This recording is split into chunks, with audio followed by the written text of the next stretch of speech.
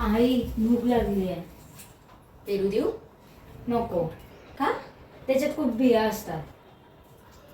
बिया नसलेला पेरू देऊ? हां चालेल. आज मी पेरू आणलेत, पण मला माहिती आहे बियांमुळे पेरू मुलं खाणार नाहीत. तर त्याचं बनवूया मस्तपैकी आईस्क्रीम. त्याच्यासाठी मोठे पेरू घ्यायचे आहेत आणि त्याचा असा मधला भाग काढून घ्यायचा आहे.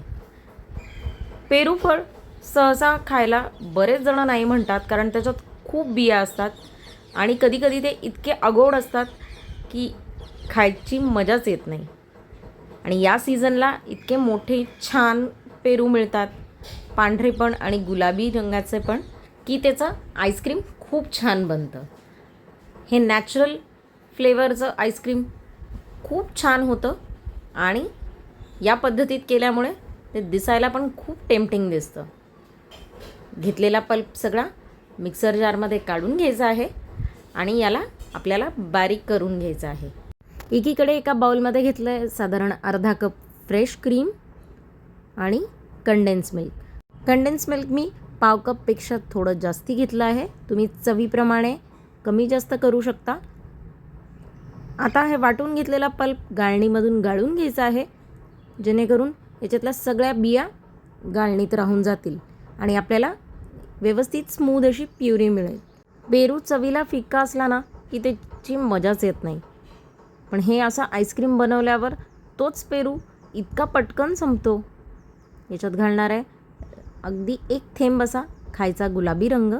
हा ऑप्शनल आहे, पण याने रंग खूप सुंदर दिसतो. मी आणलेले पेरू हलके गुलाबी होते, त्यामुळे त्याला इतका छान रंग नव्हता, म्हणून मी याच्यात रंग घातला आहे. आता हे बनवून घेतलेलं मिश्रण या पेरूमध्ये भरून घ्यायचं आहे.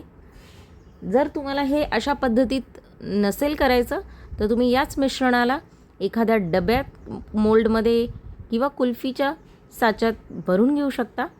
आता याला आपल्याला कमीत कमी 4 ते 5 तास सेट करायला ठेवायचं आहे. अशाच पद्धतीत कुठल्याही फळाच्या पल्पचा तुम्ही आईस्क्रीम बनवू शकता. हे सेट करण्यासाठी याचे वरचे काढलेले झाकणं परत लावणार आहे, म्हणजे याच्यात बर्फ नाही होणार. हे आईस्क्रीम सेट करायला मी रात्रभर ठेवलं होतं, पण 4 ते 5 तासात तुम्ही याला खाऊ शकता.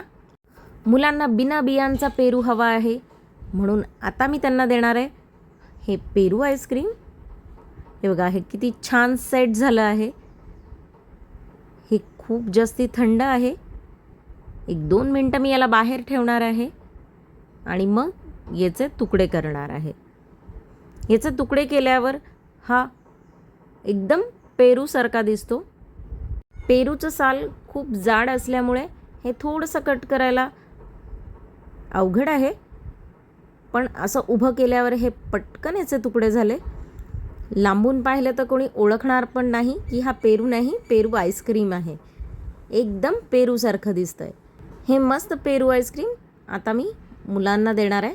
त्याआधी याच्यावर घालणार आहे थोडंसं तिखट मीठ. जसा पेरूवर आपण तिखट मीठ घालतो तसंच तिखट मीठ हलकं याच्यावर घालणार आहे.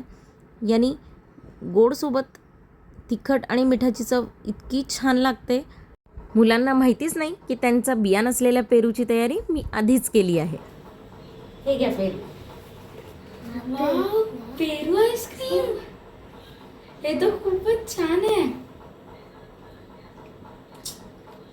खूप भारी आहे.